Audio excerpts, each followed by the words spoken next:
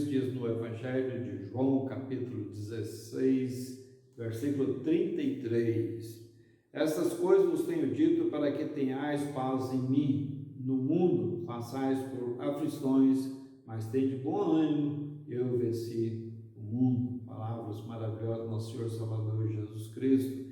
E é nessa maravilhosa graça que eu quero saudar todos os nossos irmãos, todos os nossos amigos que nos assistem na gloriosa paz do nosso Senhor Salvador Jesus Cristo. Eu sou o presbítero Janes José Bragança, da Igreja Presbiteriana Cidade Satélite São Luís, de Aparecida de Goiânia, Goiás. Louvado seja o Senhor. Vamos continuar o nosso culto, agora fazendo a leitura da sua palavra, em Êxodo, capítulo 19, Êxodo, capítulo 19, a partir do versículo 16 até o versículo 24. Vamos ler a sua palavra em sinal de louvor, em apreço à sua pessoa e à sua palavra. Ao amanhecer do terceiro dia, Êxodo 19, versículo 16.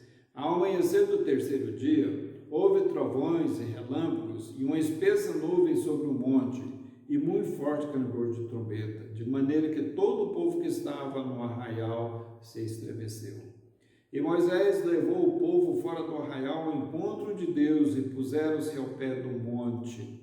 Todo o monte Sinai fumegava, porque o Senhor descera sobre ele em fogo. A sua fumaça subiu como fumaça de uma fornalha e todo o monte tremia grandemente. E o clangor da trombeta ia aumentando cada vez mais. Moisés falava e Deus lhe respondia no trovão. Descendo o Senhor para o cimo do monte Sinai, chamou o Senhor a Moisés para o cimo do monte. Moisés subiu e o Senhor disse a Moisés: desce, adverte ao povo que não traspasse o limite até o Senhor para vê-lo, a fim de muitos deles não perecerem. Também os sacerdotes que se chegam ao Senhor se hão de consagrar, para que o Senhor não os fira. Então disse Moisés ao Senhor: o povo não poderá subir ao monte Sinai, porque tu nos advertiste, dizendo: marca limites ao redor do monte e consagra-o. Replicou-lhe o Senhor: vai, desce, depois subirás tu e Arão contigo. Os sacerdotes, porém, e o povo não traspassem o limite para subir ao Senhor, para que não os fira. Agora, Êxodo capítulo 20, versículo 18. Todo o povo presenciou os trovões e os relâmpagos e o clangor da trombeta e o monte fumegante, e o povo, observando, se estremeceu e ficou de longe. Disseram a Moisés: fala-nos tu e te ouviremos, porém não fale Deus conosco, para que não morramos. Respondeu Moisés ao povo: não temais, Deus veio para vos provar e para que o seu temor esteja diante de vós, a fim de que não pequeis. O povo estava de longe, em pé. Moisés, porém, se chegou à nuvem escura onde Deus estava. Que grande privilégio aquele povo que ele teve naquele dia de presenciar a glória do Senhor lá no Monte Sinai. Uma cena espetacular, fico imaginando, viu? Que grande, que coisa grande, espantosa que houve naquele dia. Vamos louvar o Senhor que desceu no Monte Sinai agora através de uma oração. Senhor nosso Deus Pai, nós te louvamos, nós te adoramos, ó Deus, na tua santidade, no teu poder, nós te adoramos, ó Deus, na tua presença, ó Deus. Pai Celeste eterno, certo de que o Senhor está ao nosso redor. Pai Celeste, nós te damos graças a Deus e te louvamos pela tua igreja e pela tua palavra que foi lida neste momento. Ó Pai Celeste, acompanha-nos, ó Deus, durante toda a nossa vida, durante este culto. Pelos méritos infinitos de Jesus Cristo, teu amado Filho, é que nós oramos. Amém. E agora vamos cantar, vamos exultar diante do Senhor, através de um cântico, de um hino, o hino número 54. Vamos, através do hino número 54, cantar e nos alegrar diante do Senhor, porque Ele é bom.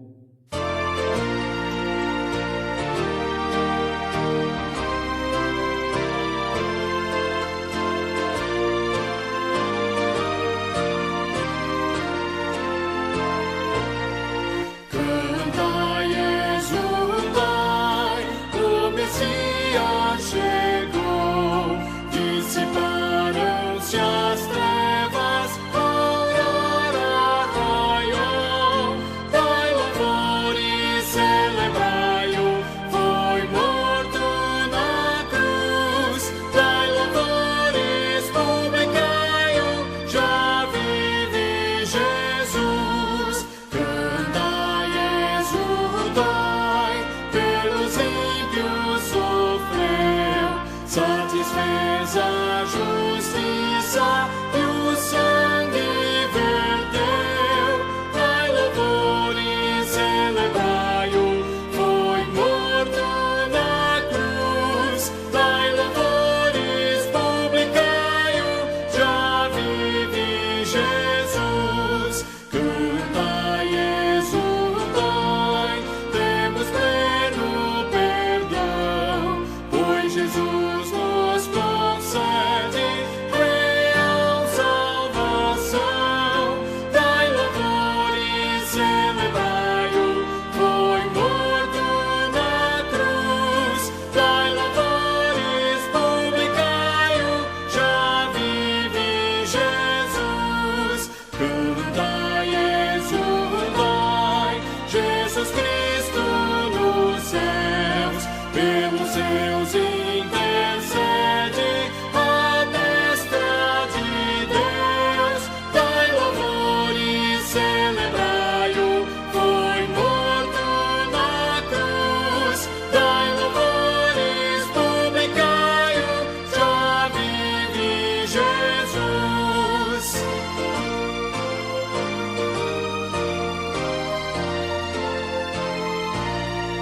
Cantai, exultai, o Senhor voltará, triunfante e glorioso, nas nuvens virá. Dai louvores, celebrai-o, foi morto na cruz. Dai louvores, publicai-o, já vive Jesus. Boa noite a todos.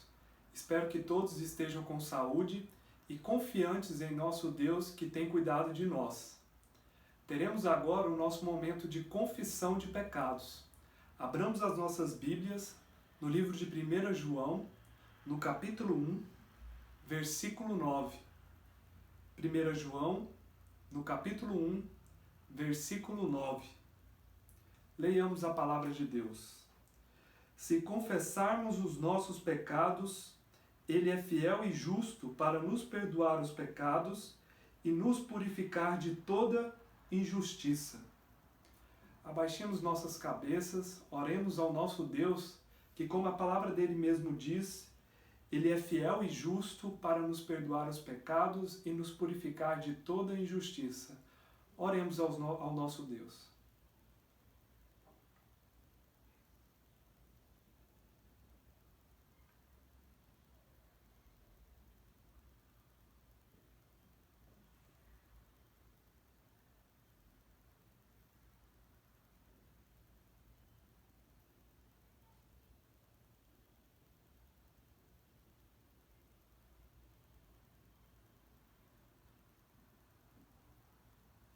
Senhor nosso Deus e Pai estás nos céus, te agradecemos, Senhor, pela oportunidade que o Senhor nos dá de estarmos em Tua presença, Pai, de podermos, ó Pai, te louvar, te engrandecer e bendizer o Teu santo nome, ó Pai.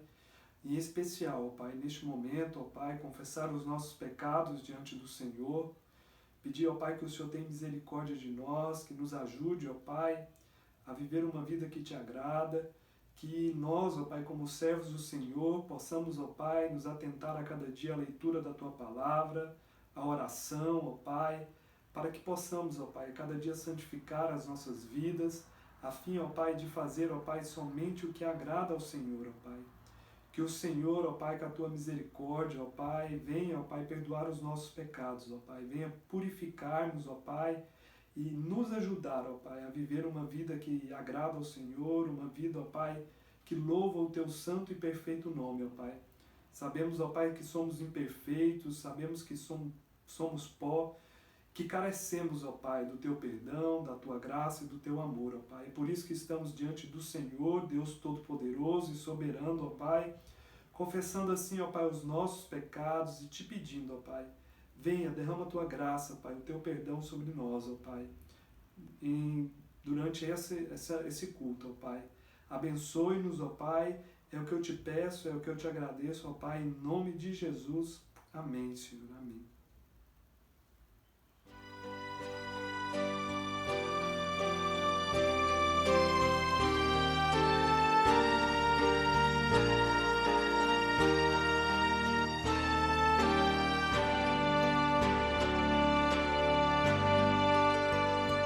Preciosas são as horas na presença de Jesus. Boa noite, irmãos. Espero que todos estejam bem. Teremos agora um momento de intercessão pelos enfermos. Vamos abrir nossas Bíblias no Evangelho de Mateus, capítulo 9. Evangelho de Mateus, capítulo 9. Faremos a leitura do versículo 27 até o versículo 31. Mateus, capítulo 9, do versículo 27 ao 31. Assim nos diz a palavra. Partindo Jesus dali, seguiram-no 2 cegos, clamando: Tem compaixão de nós, filho de Davi. Tendo ele entrado em casa, aproximaram-se os cegos, e Jesus lhes perguntou: Credes que eu posso fazer isto? Responderam-lhe: Sim, Senhor. Então lhes tocou os olhos, dizendo: Faça-se-vos conforme a vossa fé. E abriram-se-lhe os olhos. Jesus, porém, os advertiu severamente, dizendo: Acautelai-vos de que ninguém o saiba. Saindo eles, porém, divulgaram-lhe a fama por toda aquela terra. Crendo que o Senhor Jesus, ainda nos nossos dias, Ele fará as mesmas curas que Ele fez enquanto esteve conosco, vamos interceder pelos enfermos. Oremos.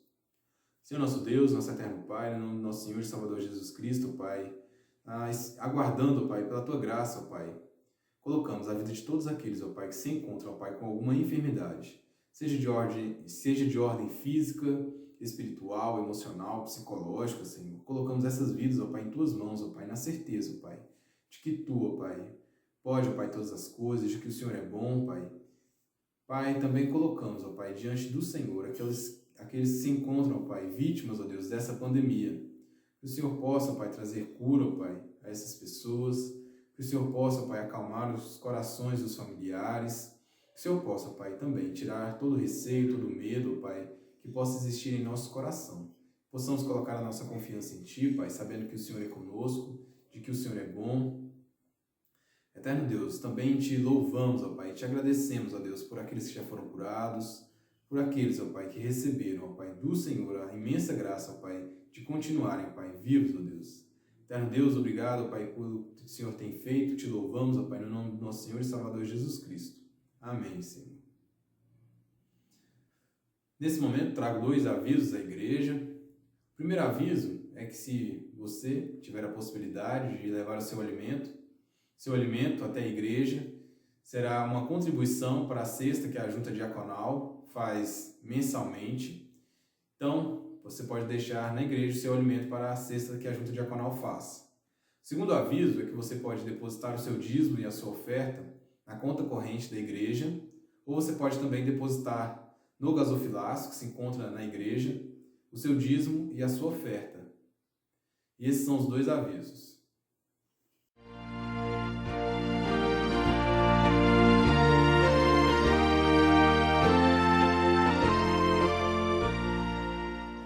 Olá, boa noite. Tia Silmara aqui mais uma vez. Eu estou muito feliz pela oportunidade de estarmos juntos novamente para aprendermos mais da palavra do nosso Deus. Se você não está com a sua Bíblia, por favor, busque lá. Nós vamos acompanhar hoje no Evangelho de Jesus, que foi escrito por Lucas. Mas antes, vamos orar? Vamos falar com Deus? Feche seus olhos. Senhor, nós te agradecemos porque vamos estudar da tua palavra agora. Que o Senhor fale aos nossos corações, por favor. Em nome de Jesus. Amém. Então, abra sua Bíblia, por favor, no livro de Lucas. Lucas, no capítulo 17. Hoje nós vamos ler a história de uma cura que Jesus fez na vida de homens que estavam muito doentes. Lucas 17, do versículo 11 ao versículo 19. Jesus, como nós falamos até no domingo passado, ele andava muito, né? Ele andava por vários lugares, ele andava a pé, ele andava no jumentinho, ele andava de barco. Nesse dia, Jesus estava entrando numa aldeia. E quando ele estava entrando numa aldeia, que a gente já vai ler aqui, tinha lá alguns homens. Por terem encontrado com Jesus, a vida deles foi mudada para sempre. Olha só, lá no versículo 11. De caminho para Jerusalém, passava Jesus pelo meio de Samaria e da Galileia. ao entrar numa aldeia, saíram-lhe ao encontro 10 leprosos. Vejam bem, eu trouxe uma figura aqui onde nós vemos 10 homens. Esses homens tinham essa doença terrível que se chamava lepra. Pessoal, eu quero dar uma pincelada com vocês nessa doença. Essa doença, ela era tida como terrível. As curas eram muito poucas, as registradas no Antigo Testamento. Era uma doença que considerava a pessoa cerimonialmente, ou seja, ela na cerimônia, nas pessoas que acreditavam lá na lei, essas pessoas que tinham lepra tinham que viver isoladas. Elas não podiam ficar junto com as pessoas sadias. As pessoas que tinham lepra, ou que têm lepra hoje ainda, a lepra hoje a gente chama de hanseníase, e hoje tem cura, mas antigamente não era fácil assim.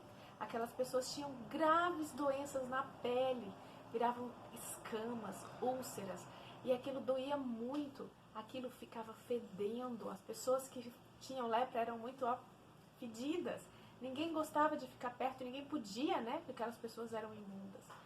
Tinha casos mais graves que os dedos das pessoas caíam, né? Então, essas pessoas sofriam muito e elas viviam então afastadas de suas casas, elas não podiam viver com suas famílias. Então, esses leprosos aqui que a Bíblia nos conta, eles eram 10 e eles estavam lá afastados de todo mundo, tristes com certeza, porque eles não podiam estar com as suas famílias, né? Eles queriam muito poder voltar para casa, ver os seus pais, ver as suas mães, talvez ver os seus filhos, os irmãos, mas não, eles estavam lá, tristes, sozinhos, só com vontade de ir para casa. Hoje a gente está ficando tão em casa, né? E lá eles não podiam ir para casa, eles estavam isolados, sem contato com as pessoas saudáveis. E vejam bem, um dia, eles então viram que Jesus estava entrando na aldeia. Olha só, eles ficavam assim, ei, vejam, não será Jesus? Jesus que a gente tem ouvido falar? Será que é? Olhem, vamos ler lá na Bíblia, no capítulo 17, que nós estamos lendo, versículo 14, versículo 13, olha só. Esses homens ficaram de longe e lhe gritaram, dizendo, Jesus, mestre, compadece-te de nós. Então, quando eles viam Jesus se aproximando, eles gritavam, ei, Jesus, mestre, compadece-te de nós, nós estamos aqui. E o que vocês acham que Jesus falou para eles? Jesus foi lá, Jesus pôs as mãos, Jesus orou. O que Jesus falou para eles? Vamos ler lá na Bíblia? Olha só o que está escrito no versículo 14. Ao vê-los, disse-lhes Jesus, ide e mostrai-vos aos sacerdotes. Jesus não chegou lá, não os curou, ele só falou assim, olha, vá, vocês vão lá e vocês vão se mostrar para o sacerdote. Naquela época, a pessoa que estava curada, ela tinha que passar lá pelo sacerdote para ter essa confirmação. E aqueles homens, quando clamaram a Jesus, chamaram por Jesus, Jesus simplesmente disse a eles, olha, vão lá, vão se mostrar para o sacerdote para ver se vocês estão curados. E então esses homens foram, né? Esses homens pegaram, foram lá, foram conversar com o sacerdote para ver se eles realmente estavam curados. Bom, eles foram felizes, né? Vamos ver a continuação do nosso texto, o que acontece? Quando eles foram, lá a continuação do versículo 14. Aconteceu que indo os leprosos, eles foram purificados. Então assim que Jesus falou, vão lá, vão se mostrar para os sacerdotes, assim que eles foram, eles perceberam que estavam purificados.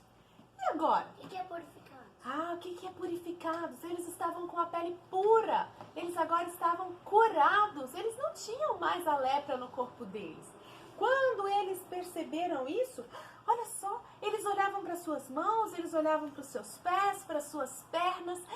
Gente, que alegria! Eles estavam sarados, eles estavam puros, purificados. Que alegria! E agora? Eles eram 10. A vontade deles de sair correndo para voltar para casa. O que será que eles fizeram? Gente, a vontade de ir para casa era muito grande. E sabe, 9 deles foram correndo para casa. Um deles ficou. O que esse um foi fazer que não foi para casa? O que era mais importante para ele do que ir para casa? A vontade que ele tinha de ficar com os familiares pôde esperar um pouquinho, sabem por quê? Vamos ler lá na Bíblia? Lá no versículo 15. Um dos 10, vendo que fora curado, voltou, dando glória a Deus em alta voz. E ele se prostrou com o rosto em terra diante de Jesus. Olha só, esse homem, o único dos 10, ele voltou, se prostrou aos pés de Jesus, agradecendo pela cura que Jesus havia feito na vida dele. Então Jesus perguntou: ei, não eram 10 os que foram curados? Onde estão os outros 9? Onde será que estão os outros 9? Apenas um voltou para agradecer? Não houve quem voltasse para dar glória a Deus, senão este estrangeiro. Era um homem que era de uma cidade que nem era lá do povo que obedecia a Jesus, né? Então, Jesus falou assim, falou para este homem, você pode se levantar. Quando ele estava lá adorando, Jesus falou para ele assim, lá no último versículo aqui do nosso bloco de versículos, no versículo 19, e disse-lhe, levanta-te e vai, a tua fé te salvou. Crianças, nós vimos aqui hoje uma história em que Jesus operou uma cura maravilhosa, uma cura que aos olhos humanos era impossível, de uma doença muito difícil. Eram 10 homens e apenas um voltou para agradecer a Jesus. Como tem sido o seu coração? Seu coração tem sido um coração grato? Você tem agradecido a Deus por tudo que Ele tem te dado? Às vezes a gente só reclama, às vezes a gente só pede. Ai, Deus, eu quero isso. Ai, Deus, eu quero aquilo. Ai, o Senhor podia fazer isso por mim. Mas a gente se esquece de agradecer. Que você, criança, que você, papai, mamãe, você, jovem, adolescente, você possa ter o coração agradecido por tudo que Deus tem feito, por cada detalhe. O simples respirar, o simples levantar todas as manhãs. Que a gente realmente possa parar e agradecer por tudo que Ele tem nos dado. Mesmo nesses dias tão difíceis, Deus tem nos dado saúde e tem sido fiel para conosco, porque nós não merecemos nada. Nós não merecemos o cuidado de Deus. A gente merecia morrer lá naquela cruz por causa do nosso pecado. Mas Jesus, Ele é tão bondoso, Ele é tão maravilhoso, que Ele faz tudo por nós. E Ele deu o seu próprio Filho para morrer no nosso lugar. Que nós sejamos sempre agradecidos. Que hoje você possa parar um pouquinho, refletir como tem sido a sua vida. E agradecer a Deus por tudo que Ele tem feito por você e pela sua família. Obrigada, gente, pela oportunidade. Que Deus nos abençoe. Ótima semana para todos nós.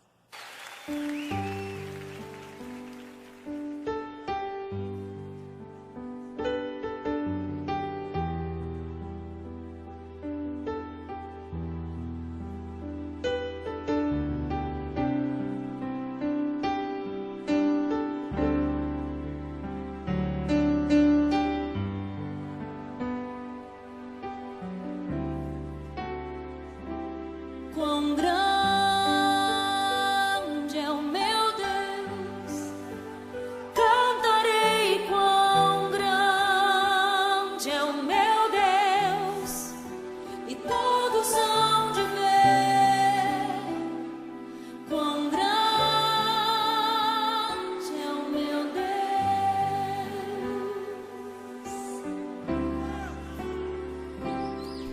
Com esplendor de um rei, em majestade e luz, faz a terra se alegrar, faz a terra se alegrar. Ele é a própria luz, e as trevas vão fugir, tremer com sua voz, tremer com sua voz. Quão grande é o meu Deus, cantarei quão grande é o meu Deus, e todos hão de ver quão grande é o meu Deus.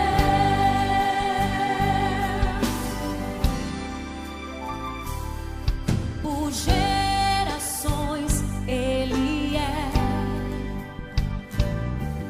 o tempo está em tuas mãos, começo e o fim, o começo e o fim. Três se formam em um: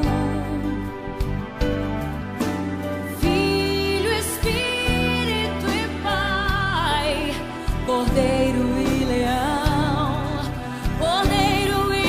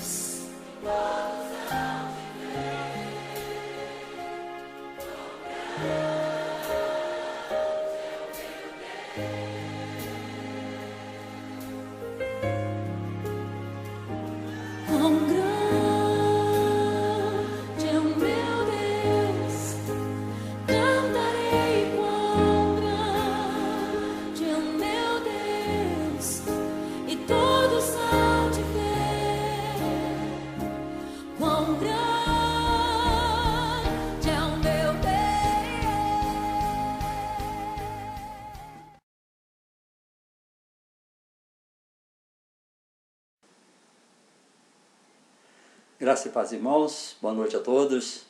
Mais uma vez cultuando ao Senhor. Eu te convido a abrir a sua Bíblia, onde você está, aí na sua casa, gozando da sua família, junto aos seus. Eu te convido a abrir a sua Bíblia no texto da Palavra do Senhor, que está na carta de Paulo, a segunda carta de Paulo a Timóteo, no capítulo 4, a partir do versículo 6. Eu quero expor esse texto extremamente conhecido, sobre uma outra ótica que não vi ainda ser explorada e gostaria de explorar essa ótica com os irmãos hoje. No capítulo 4 da segunda carta de Paulo a Timóteo, a partir do capítulo 6, apenas o capítulo 6, apenas o versículo 6, 7 e 8. Capítulo 4, versículos 6, 7 e 8, de segunda carta de Paulo a Timóteo. A palavra do Senhor nos diz assim: quanto a mim, estou sendo já oferecido por libação, e o tempo da minha partida é chegado. Combati o bom combate, completei a carreira, guardei a fé. Já agora, a coroa da justiça me está guardada, a qual o Senhor, reto juiz, me dará naquele dia, e não somente a mim, mas também a todos quantos amam a sua vinda. Irmãos, eu quero tratar nessa noite, olhando para esse texto de Paulo, olhando para esse exame de consciência, esse exame que o apóstolo faz da sua vida, eu quero compartilhar essa palavra com os irmãos diante de um tema que eu escolhi, que é o seguinte, é o meu tema, o tema que eu escolhi para examinar esse texto. Que tipo de compromisso você tem com Jesus? Que tipo de compromisso você tem com Jesus? Porque nós estamos, irmãos, diante de um texto maravilhoso escrito pelo apóstolo Paulo, desde a sua prisão em Roma para o seu filho na fé, o Timóteo. Timóteo, agora pastor, foi conhecido por Paulo desde a infância, assim como sua família, porque Paulo se refere à mãe e à avó de Timóteo, ele conhece inclusive a saúde frágil do jovem pastor. Não é alguém estranho a Paulo, é alguém que agora assumiria com certeza uma importante tarefa dada pelo apóstolo Paulo.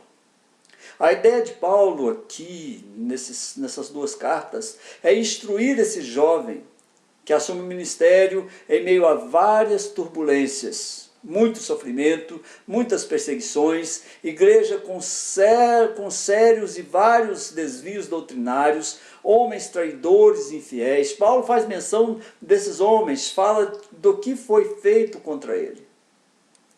Essa é a igreja que o jovem vai assumir, e Paulo deseja que ele saiba como se conduzir à frente da igreja, mantendo algumas qualidades como a sobriedade, a coragem, a fé, a confiança em nosso Senhor Jesus Cristo, mantendo a correta doutrina dos apóstolos. É isso que Paulo está fazendo, é isso que Paulo está agora dizendo a Timóteo. E é isso que não estamos pregando para algum novo pastor, eu estou pregando para irmãos da igreja, mas estou falando sobre ministério. A morte está por perto. Paulo já sabe que a sua morte está perto. A certeza da sentença do imperador Nero sobre a sua vida não é desconhecida a Paulo. Aqui ele mostra como conduziu sua fé, como ele conduziu seu ministério, como conduziu seu trabalho para o Senhor, para a igreja do Senhor. Como Paulo se conduziu à frente da igreja, que antes ele perseguira, mas que agora ele ama, e ele se preocupa, e ele se desgasta em favor dessa igreja do Senhor. Nessa noite, irmão, eu quero que nós façamos uma reflexão muito séria, muito sóbria, sobre a nossa história cristã, sobre a nossa própria história. Olhando para a história de Paulo, para esses pequenos versículos, apenas esses 3 versículos, eu quero que nós façamos uma retrospectiva, que nós olhemos para como está a nossa própria história cristã. Como é que nós podemos contar a nossa história cristã? Como nós somos em relação à nossa vida com Deus? Como nós estamos? Como está a minha, a sua relação com Deus? Você tem certeza da vida eterna, meu irmão? Você tem certeza de que será resgatado por Deus, de que o preço foi pago em seu favor? Se a nossa partida fosse hoje, será que nós poderíamos fazer um retrospecto da nossa vida cristã e achá-la digna, plausível de ser apresentada diante do Senhor da história? Será que nós poderíamos apresentar diante do Senhor da história, do eterno Deus, com a nossa história e dizer, olha, ela é digna de ser apreciada pelo Senhor? O Eterno se agradaria de nos receber? Qual a convicção da igreja de hoje a respeito da afirmação, nós somos crentes?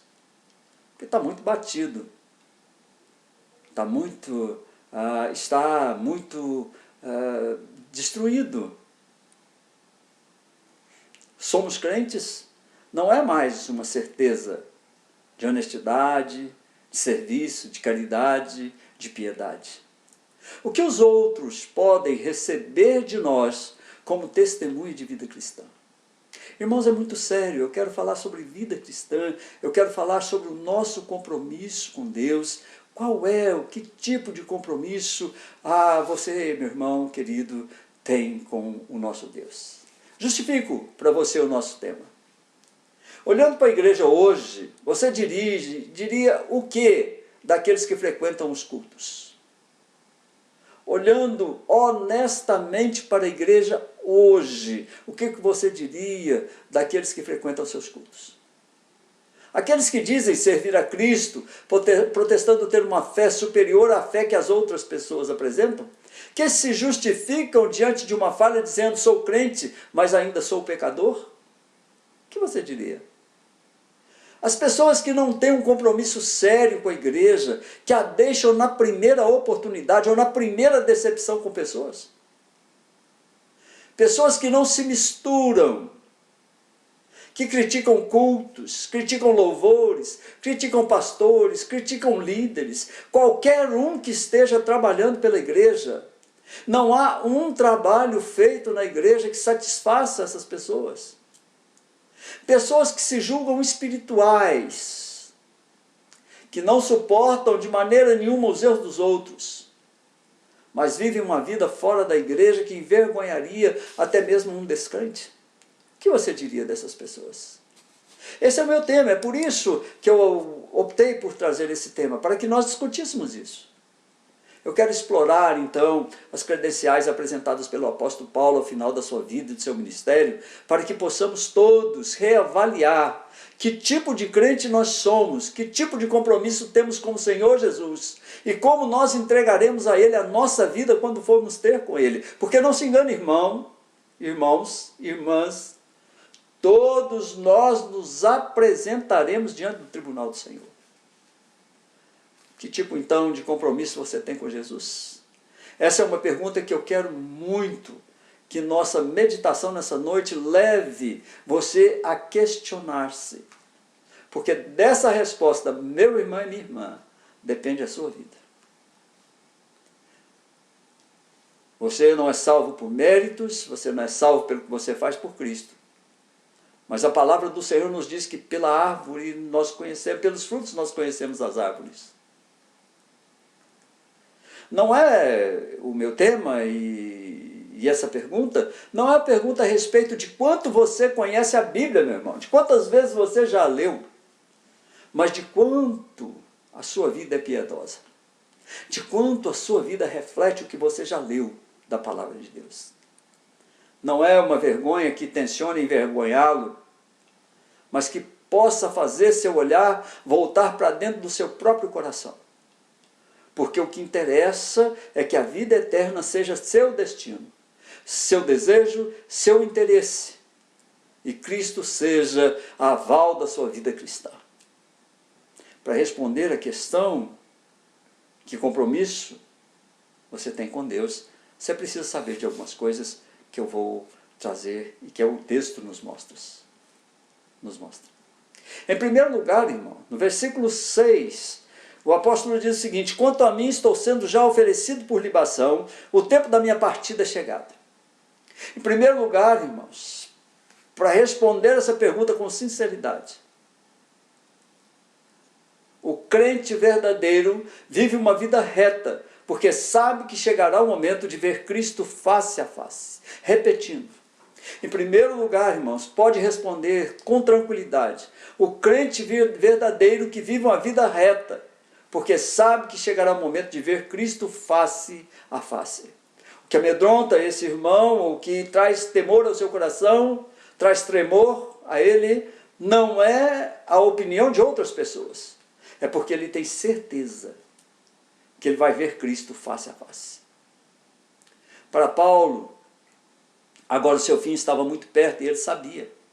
Ele diz assim: olha, minha vida chegou ao momento em que deve ser sacrificada. A palavra que Paulo utiliza aqui para sacrificada é o verbo spendestai, que significa derramar como uma libação. Eles derramavam o vinho como libação aos deuses, os ímpios faziam isso. É como se Paulo tivesse dito assim: o dia terminou, é hora que me levante e vá. Minha vida deve ser oferecida como um sacrifício a Deus. Ele sabia que estava próximo de morrer. Ele não pensava que ia ser executado, irmãos. Ele pensava que estava oferecendo sua vida a Deus. A vida de Paulo não estava sendo tirada dele, ele estava entregando a sua vida. Desde o momento da sua conversão, Paulo devotou tudo a Deus. Ele devotou seu dinheiro, sua erudição, sua força, seu tempo, o vigor do seu corpo, a clareza da sua mente, a devoção de seu coração apaixonado por Jesus. Ele devotou tudo a Deus, ele entregou tudo a Deus. Mas agora faltava oferecer a própria vida. E Paulo ia entregá-la com alegria. Ele continua dizendo: o tempo da minha partida está próximo. A palavra grega para partida é análisis. E tem vários sentidos. E eu quero trazer alguns sentidos dessa palavra em grego para você entender qual o sentido e qual a força do pensamento de Paulo nesse pequeno versículo. A palavra grega diz descreve a ação de desprender o animal do jugo de um carro, de um arado, desatar o boi do arado. A morte era para Paulo um descanso do trabalho. Era o depósito de uma vida dedicada, de uma vida fiel a Deus. A palavra também significa deixar soltos os laços ou as cadeias. A morte para Paulo era uma libertação, era um alívio. Ele ia mudar o confinamento de um cárcere romano pela gloriosa liberdade dos átrios dos céus. Ele está com o Senhor Jesus. Significa ainda, essa palavra, análises, significa afrouxar as amarras de uma tenda. Para Paulo, chegava o momento de novamente levantar acampamento. De tantas viagens, de tantas lutas, chegou o momento de mais uma. Ele estava começando a sua última e a sua grandiosa viagem. Ele estava tomando o caminho que levava a Deus. Era isso que Paulo sentia com relação à sua morte. Significa ainda, irmãos, essa palavra, soltar as amarras de um barco. Ele estava içando as velas para cruzar as águas da morte, atracar no porto da eternidade. Era para lá que Paulo estava indo. Entendeu por que Paulo não está triste aqui com a sua partida? Porque para Paulo, morrer é lucro, viver era Cristo. E ele tinha mais desejo de estar com Cristo do que viver. Ele não estava triste nem desesperado porque iria ser executado. De modo, irmãos, que para o cristão, morrer é deixar uma carga para poder descansar. É romper cadeias, sentir-se leve, livre. É levantar acampamento para tomar residência nos lugares celestiais onde Cristo nos espera. É soltar as amarras que atam nesse mundo para liçar as velas numa viagem que só finaliza na presença de Deus. Quem há de temer então essa morte? Pois bem, eu preciso que você guarde essas definições porque a pergunta permanece em aberto. Se Jesus te chamasse hoje, tal convicção de serviço prestado a Deus estaria presente em seu coração. Se Jesus chamasse você hoje, você teria essa convicção de que o trabalho que você prestou a Deus, enquanto vivo, enquanto aqui, estaria presente no seu coração. Quanto você ama Jesus? Pergunta. Quanto, irmão? Quanto você ama Jesus? Ver Jesus face a face deve ser o seu alvo, sua esperança, sua alegria. O tipo do compromisso que você tem com Deus pode te alegrar quando chegar o momento de partir e estar com Ele? Ou você tem ainda temor de se encontrar com Jesus por causa daquilo que faz, daquilo que está fazendo, da vida que está vivendo? O compromisso que nós temos com Deus deve nos dar prazer, vontade de nos alegrarmos porque o momento de estar com Ele é chegado. Em segundo lugar, irmãos, no versículo 7, o apóstolo diz o seguinte: combati o bom combate, completei a carreira, guardei a fé. Em segundo lugar, olhando para o versículo 7, nós podemos entender que o crente verdadeiro completa o desafio de viver em Cristo, com Cristo e por Cristo. Repito, o crente verdadeiro completa o desafio de viver em Cristo, de viver com Cristo e de viver por Cristo. Paulo utiliza aqui um recurso de quem conhecia os jogos e a vida de um atleta que se envolve de corpo e alma em jogos. Em primeiro lugar, ele diz: combati o bom combate. A palavra que ele utiliza para combate é agon. Uma competição da arena do circo romano. Quando um atleta pode dizer realmente que fez o melhor. Quando ele sai do campo consciente de que ele usou toda a sua energia, toda a sua competência. Quando foi uma boa luta e uma competição justa. Então, ganhando ou perdendo, haverá satisfação no seu coração. Paulo chegou ao fim, está muito seguro de que sua atuação foi justa, foi intensa, foi boa. Seu combate, Paulo sente, pode ser avaliado pelo Senhor dos Exércitos. Ele diz: eu combati o bom combate. Eu escolhi o lado certo do combate. Eu fui honesto. Eu me segurei em todas as coisas. Eu me esforcei. Irmão, você poderá concluir sua luta dizendo isso do seu combate aqui? É uma necessidade que você tem de fazer. Olhando ainda para esse versículo, ele diz assim: olha, completei a carreira. Essa é precisamente a dificuldade na vida. É muito fácil começar, irmãos. Conheço muitas pessoas que começam muitas coisas, inclusive viver a vida cristã. E começam fácil, começam bem. Mas é duro terminar. É duro chegar ao final. Na vida é necessária resistência, e muita gente não tem resistência. É fácil arrumar uma vida nobre com uma insensatez final. Arruinar essa vida nobre que você lutou para ter com uma insensatez final. É fácil você desmerecer um bom dossiê em nossa tarefa no mundo na igreja, com algo que danifica tudo. Paulo declara que terminou a carreira, há uma profunda satisfação ao chegar à meta. Ele diz: eu já completei, eu não preciso fazer mais nada, tudo que eu precisava fazer eu fiz. Ele tinha completado o caminho, ele tinha realizado seu trabalho, e não há nenhuma maneira melhor para que um homem morra.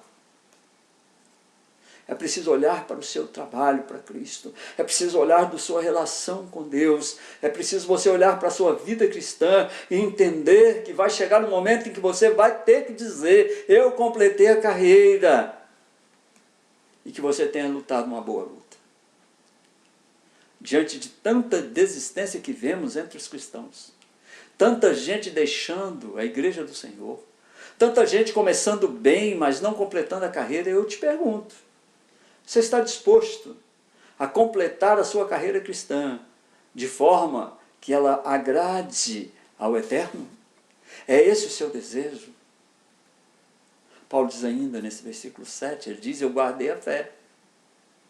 Ele poderia estar dizendo assim: eu guardei as normas, eu participei dos jogos com honra. Seria grandioso morrer sabendo que nunca em nossas vidas nós transgredimos as normas da honra, da honestidade na carreira da vida. Diz: eu guardei a fé, eu continuei com meu coração preso ao amor de Jesus Cristo. Eu continuei com o Espírito Santo me enchendo a cada manhã do grande amor de Deus por minha vida. Eu guardei a esperança. Paulo quis dizer que ele se comprometeu a servir a Cristo, que ele manteve o seu compromisso, que ele nunca falhou com seu mestre.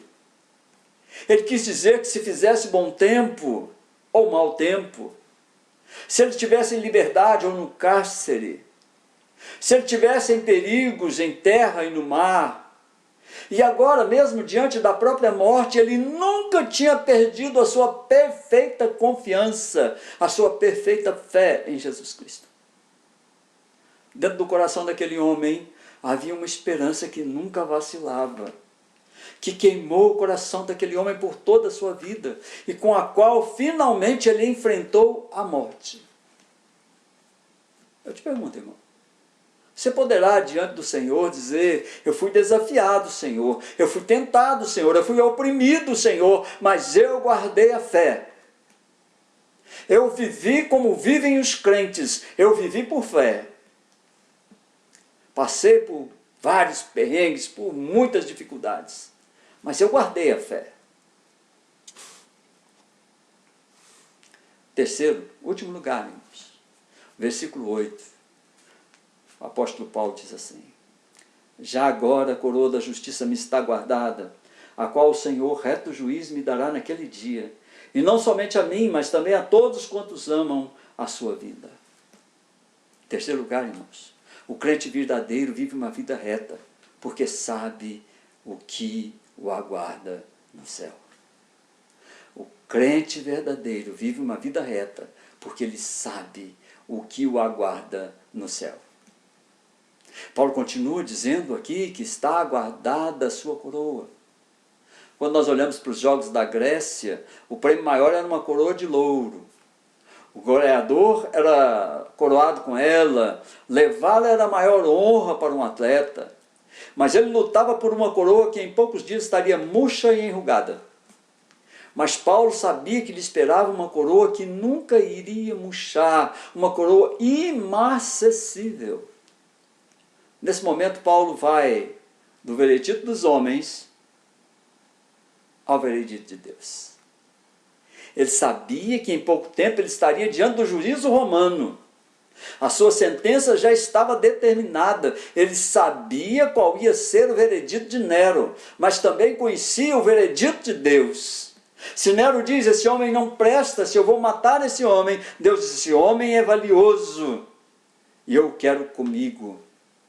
O homem cuja vida está dedicada a Jesus Cristo é indiferente ao veredito dos homens, irmãos. Nós estamos vivendo com muitas pessoas presas ao que os outros pensam dele. Não interessa ao crente verdadeiro se condenam, se ele está escutando o mestre dizendo assim, muito bem, servo bom e fiel, entra no gozo do seu Senhor. Não interessa se nós somos condenados. Essa coroa não espera somente a ele, diz Paulo, mas espera a todos aqueles que aguardam a vinda do rei. É como se Paulo dissesse ao jovem Timóteo, Timóteo, meu fim está próximo, sei que vou rumo à minha recompensa. E se você seguir os meus passos, Timóteo, sentirá a mesma confiança, a mesma alegria quando chegar o fim. A alegria de Paulo está, irmãos, ao alcance de toda pessoa que combate a mesma batalha, que também finaliza a carreira e que também guarda a fé. Essas declarações não são marcadas pela glória própria, mas pela gratidão, pela adoração àquele que tornou forte para a luta, que o conduziu à perfeição, que o presenteou com a fé e o preservou. No Novo Testamento, a coroa designa a justiça presenteada por Deus, a vida eterna. Coroa te aguarda. O ser humano que ama desinteressadamente a Deus e ao próximo, assim como ele ama a si mesmo, da mesma forma, dará reconhecimento a Deus e ao próximo, da mesma maneira como reconhece a si mesmo e recebe reconhecimento de outros. Quem é a nossa esperança ou nossa alegria? Ou nossa coroa de glória? Não sois também vós perante nosso Senhor Jesus por ocasião de sua volta? Sim, vós sois nossa glória, nossa alegria. Diz Paulo em 1 Tessalonicenses 2, versículo 19. Os primeiros cristãos ardia um forte anseio, uma poderosa saudade pela volta do seu Senhor. Sofriam com o fato de que ele era desonrado e desprezado em um mundo pelo qual sacrificou a vida. O Senhor havia ensinado os seus obreiros, os seus discípulos a orar, assim como pelo pão de dia a dia. Assim, em primeiro lugar, pela vinda do seu reino. Assim, a ter fome e sede por ele, dizendo, venha o teu reino. Irmão, você tem certeza que a coroa da justiça está reservada para você lá no céu? Eu quero, irmãos, concluir hoje, não vou muito longe. Paulo está diante do final do seu ministério, vendo se aproximar seu martírio, e nesse momento ele passa instruções àquele que ficaria em seu lugar. Faz um balanço do seu serviço prestado ao mestre. Entende que é o momento próprio para fazê-lo, pois seu exemplo deveria instruir aos crentes que viessem após ele. Irmãos, é com temor e tremor que trago essa mensagem hoje, pois implica entendermos a nossa responsabilidade de crentes no Senhor. A nossa responsabilidade de crentes diante do Senhor Jesus. Nosso trabalho, nossa fidelidade ao Senhor, pois é isso que o apóstolo Paulo encontra ao final da sua jornada, e eu quero que nós encontremos ao final da nossa. A certeza do amor de Deus por ele o tornou capaz de examinar sua vida de serviço e achá-la digna de ser um exemplo ao seu filho na fé e a todos que aguardam a coroa da justiça. E eu quero crer, irmãos, que essa certeza de achar uma vida de serviço digna é um sonho e é uma esperança e é um esforço que todos nós devemos fazer para ter e passar aos nossos filhos na fé, aos nossos descendentes e a quantos conhecerem a nossa vida cristã. Eu quero aplicar esse texto à nossa vida cristã, trazendo para você algumas aplicações. Se você entendeu o chamado de Deus para a sua vida, reveja qualquer conceito mundano que venha à sua mente. Pensamentos como crítica, murmuração, desânimo e tantos outros defeitos que destoam da pessoa de Jesus Cristo. Responda com sinceridade as perguntas que emergem desse texto bíblico. E eu quero fazer algumas e quero que isso seja e sirva, a resposta que você der para você mesmo, sirva como aplicação para você. Primeiro, que tipo de compromisso você tem com Jesus? É você ou o Senhor que decide como você deve andar? Segundo, você está disposto a navegar nessas águas turbulentas dessa vida atual, tendo como comandante em chefe o Senhor? Você tem buscado com afinco o alvo da sua vida? Terceiro, você poderá dizer que combateu o bom combate olhando para a vida que está vivendo hoje? Quarto, ao completar sua carreira cristã, você poderá dizer que a concluiu de forma como o Senhor a projetou? Por último, por fim, você pode ter certeza de que a coroa da justiça te aguarda ao final da carreira? Que Deus te abençoe, meu irmão. E que esse texto, que essas ponderações encham o seu coração para que você, de fato, apresente uma vida digna do serviço de Cristo, com muita fidelidade ao findar a sua carreira. Deus os abençoe. Oremos.